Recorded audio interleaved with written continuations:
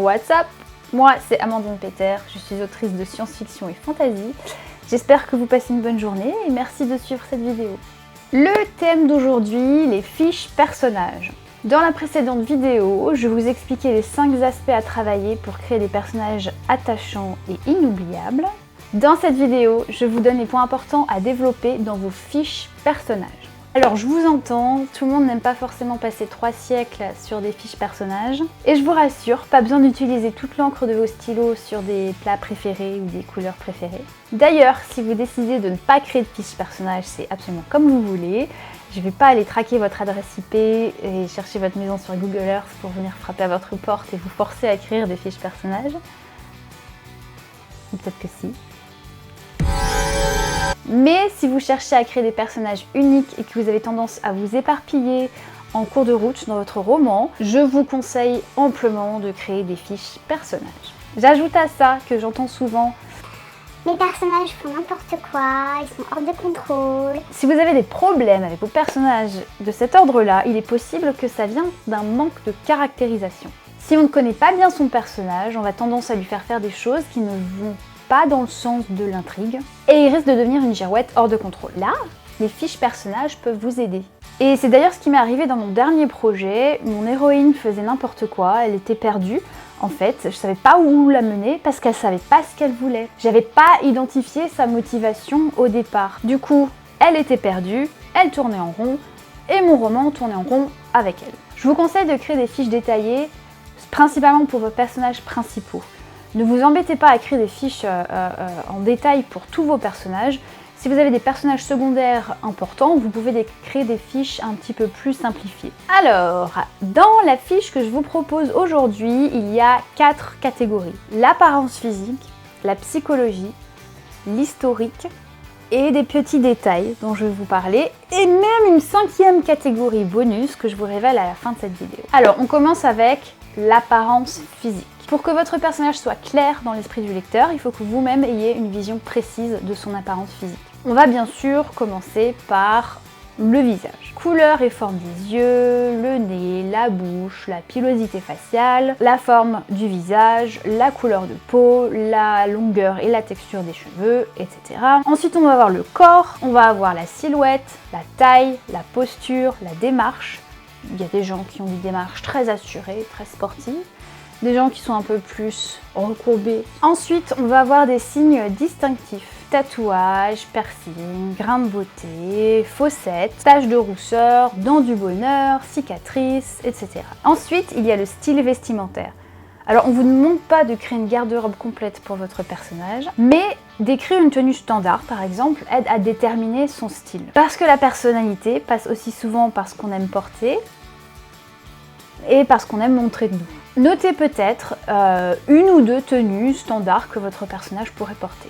Ces détails vous aideront à bien visualiser votre personnage et à rendre sa description de la meilleure façon qui soit dans votre roman. Alors attention, ça ne veut pas dire que vous devez indiquer tous ces détails dans votre roman. On ne veut pas d'une description en mode portrait robot, hein. C'est plus pour vous d'ailleurs que pour vos lecteurs. Et d'ailleurs, on ne va jamais utiliser tous les détails des fiches personnages dans le roman.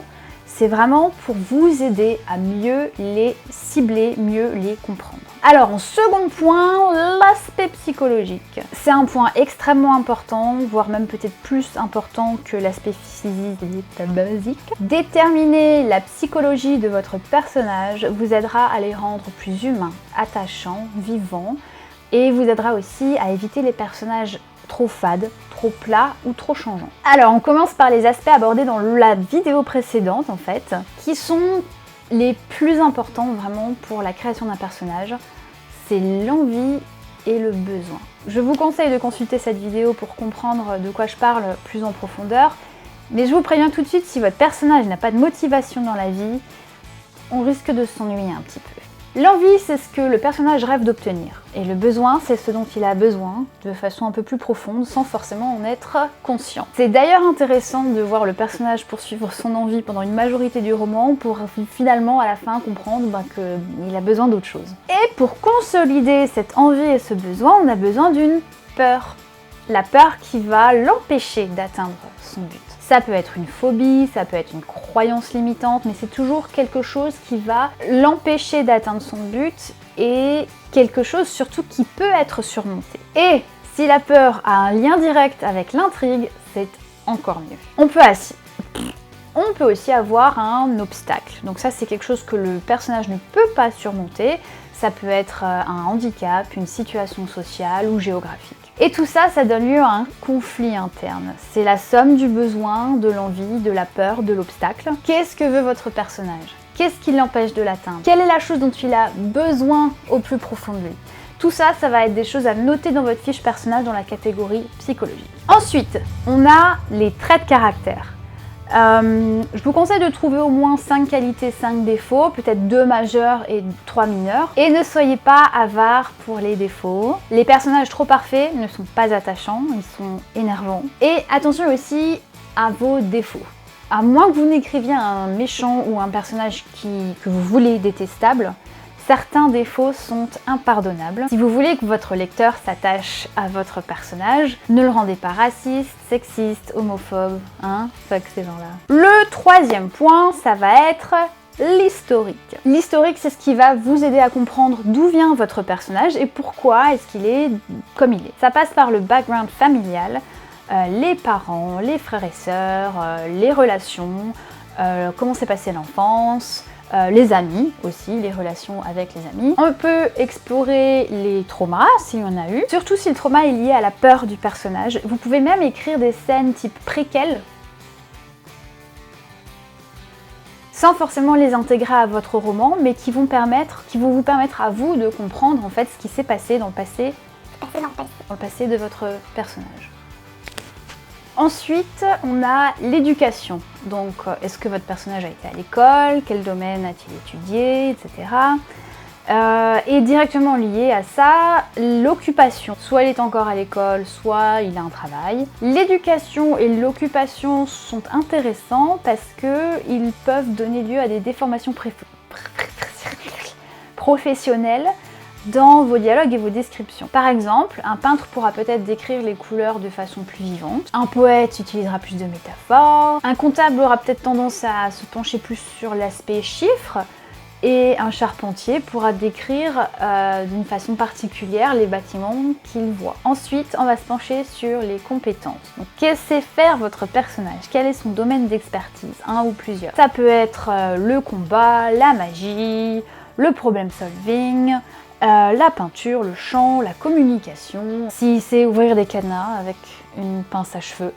Ça rejoint un peu la catégorie éducation et occupation si les capacités sont liées à l'occupation principale de votre personnage. J'aime aussi me poser une question particulière sur le personnage. En cas d'incendie, que retournerait-il chercher dans sa maison? Ou alors, s'il devait faire ses valises en moins de 30 minutes, que mettrait-il en priorité dans les valises? On peut avoir des objets fétiches, des choses qu'on garde avec soi, quelque chose qui reste avec nous depuis qu'on est jeune. Ça peut aussi donner de la profondeur et une histoire à votre personnage. Quatrième point, les détails. Ce que j'entends par détails, ça va être les petits plus qui vont rendre votre personnage réaliste, sans pour autant avoir un impact sur l'intrigue. Par exemple, la voix. On a chacun notre façon de parler, chacun notre rythme de parole, on a chacun nos gros mots préférés, notre façon d'exprimer la surprise ou notre façon de dire bonjour. Quelqu'un peut avoir tendance à toujours couper la parole, quelqu'un peut avoir tendance à s'excuser tout le temps, on peut avoir un type de langage, on peut absolument éviter les gros mots ou dire des gros mots tout le temps. Espèce de putain de fiche de sa merde, de pute, de connard, de merde. Ce que j'aime faire, c'est trouver au moins 5 expressions qui resteront avec ce personnage et que lui seul utilisera au cours du roman. Mais attention, ces expressions, utilisez-les quand même avec parcimonie parce que ça ne doit pas devenir des termes récurrents qu'on entend tout le temps à tous les dialogues. Après ça, c'est chiant. Autre catégorie dans les détails, les bizarreries. Alors ça peut être une passion étrange, ça peut être un fétiche des pieds, ça peut être un paradoxe, ça peut être une fixation qui n'est pas du tout digne d'intérêt pour le reste des gens. Les petits trucs qui nous rendent un petit peu bizarres ou particuliers ou uniques. Par exemple, il y a quelqu'un qui peut exclusivement manger ses radis du plus petit au plus gros, sinon ça va pas. Alors voilà pour cette catégorie. La 5e catégorie bonus, les tests de personnalité. Il y a plusieurs types de tests de personnalité. Il y a plusieurs types de tests de personnalité. Il y a ceux qu'on appelle les tests de Myers-Briggs. C'est ceux qui ont genre INT, JP, ENTP, RSTP, RATP. Il y a aussi les énéagrammes. Moi j'aime bien regarder les énéagrammes. Donc c'est souvent on voit genre 5W6 ou 7W8. Vous trouverez ces tests de personnalité très facilement sur internet. Et on peut soit répondre au questionnaire en faisant semblant, en prétendant qu'on est nous le personnage, ou alors c'est trouver une fiche qui correspond bien à son personnage. J'aime assez cette technique parce qu'elle permet de cibler des personnages à travers des réactions, des défauts, des atouts, des peurs, etc. Mais à utiliser avec parcimonie aussi. N'oubliez pas que un être humain a plusieurs axes de lecture et ne peut pas forcément être réduit à une fiche personnalité qu'on trouve sur internet. Alors, je vais terminer avec des petites astuces. Inspirez-vous des gens du quotidien. Laissez traîner vos oreilles. Alors, soyez pas glauque non plus, ne suivez pas les gens dans les rues. Hein. Moi, je décline toute responsabilité. Mais notez des comportements, des réactions, des expressions que les gens utilisent autour de vous et qui peuvent inspirer la création de vos personnages. Parfois, ce que je fais aussi, c'est que j'ajoute une photo d'une personnalité, d'un acteur à ma fiche personnage. Et je regarde aussi des vidéos YouTube d'une personnalité qui m'intrigue ou de laquelle je veux m'inspirer. Et je note ses tics de langage, son comportement corporel, la façon dont elle parle, le rythme. Et je prends note. Et ça m'inspire en fait pour mes personnages. Je m'inspire de personnes réelles à travers des vidéos. Voilà, donc j'espère que ces catégories vous aideront pour créer votre fiche personnage. Je vous invite à partager les vôtres si vous en avez d'autres, si vous avez d'autres techniques qui sont intéressantes. Vous pouvez enrichir le contenu de cette vidéo aussi. Je vous invite aussi à vous abonner à ma chaîne. Je publie des vidéos régulièrement des vidéos sur l'écriture, sur différents thèmes qui concernent l'écriture. Je vous invite aussi à vous abonner à mon compte Instagram et ma page Facebook où vous retrouverez encore plus de conseils d'écriture. J'en profite pour ajouter que je suis l'autrice de la trilogie Le Stream, tome 1, 2, 3, que vous pouvez trouver chez Explora Éditions, et aussi la saga des nébuleuses, tome 1 et 2, que vous trouverez également chez Explora Éditions. Je vous remercie d'avoir suivi cette vidéo, je vous souhaite une excellente journée, à la prochaine!